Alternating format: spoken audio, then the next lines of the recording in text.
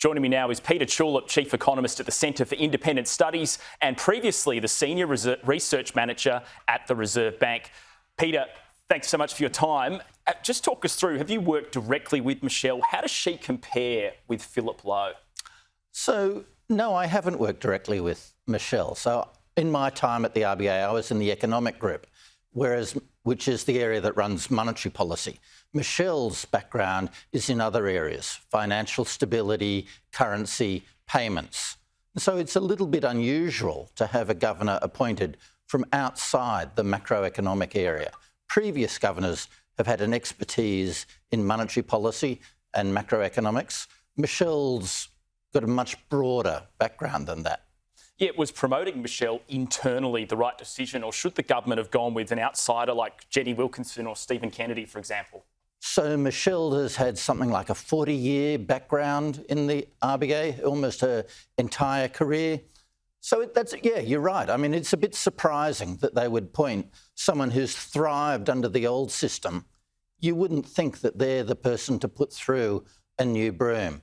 But Chalmers is clearly concerned about that and thought about that deeply, and he's reassured himself on that point. He thinks that Michele has the willingness and the ability to change the culture of the RBA, so we're going to have to trust him on that.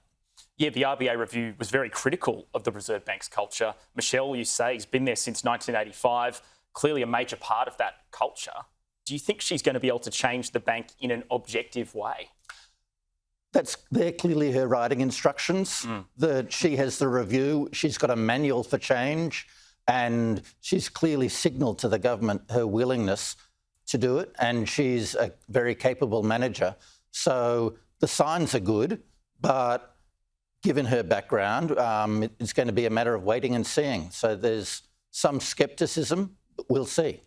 And Treasurer Jim Chalmers has been very defensive since announcing Ms Bullock on Friday. How much pressure do you think he's now under? He's obviously going to want his pick, Michele, to do well in the job. Obviously. We'll just have to wait and see on that. And Michele Bullock's position as Deputy Governor, it's going to need to be filled in September as well. Do you think the Treasurer may now go for an outsider to fill the Deputy Governor at the RBA role? So there are two positions now vacant because Lucy Ellis, who was Assistant Governor for in the Economic Group, has also left. So a guess would be that one will be an insider and one will be an outsider. Lucy Ellis, she was the head of economics for quite a long period of time, and that forecasting division, which may have got a few forecasts wrong over the few years. So will it be a good thing to get a fresh person into that job? It will be. There is an old guard at the RBA that thrived under the old culture, and they're not the people that you want to be seeing the implementation of the review panel. So having several new positions opening up is good in that sense. You mentioned the forecasting. That was not a primary complaint of the review. The review was actually commissioned before the bank made its big forecasting errors. So there are a lot of other things that will be higher up the agenda above the forecasting performance. Yeah, one of the big things is changing the RBA board structure, monetary policy board, and then a management board.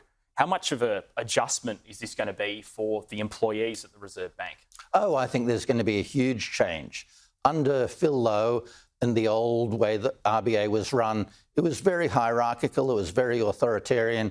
The governor made a decision and that was not questioned either by the staff or by the board.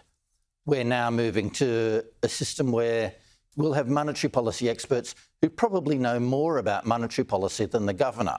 So there'll be much more dialogue, much more deliberation, and the hope is that bad ideas will get filtered out quicker than they were under the old system. Yeah, the new Monetary Policy Board, the meeting itself will now go for 2 days. They'll be held every 6 weeks, really, as opposed to every 4 weeks. So how does this put more pressure on the board to get the decisions right? Yes, it does. And the bigger change is that it means there'll be less attention to just the flow of the high-frequency monthly data and more attention to strategy, to goals. The bank will be asking more, are we meeting our targets? And if not, what can we do to get closer to them? In the past, there was inadequate attention to longer-term issues, strategic questions. It was a very tactical thing. Policy was based on vibes of the incoming data. This should be an improvement. The previous communication structure was criticised in the RBA review.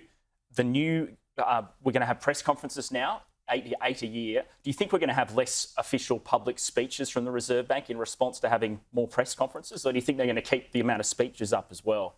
No, I suspect, well, the function of the speeches, a lot of that will be taken by the press conferences. So I suspect there will be fewer speeches, there will be and more press conferences, and partly that means there'll be more focus on explaining decisions.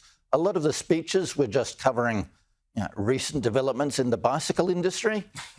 There was a lot of just routine data reporting, and it was high quality reporting, but it didn't really explain the decisions the bank was making.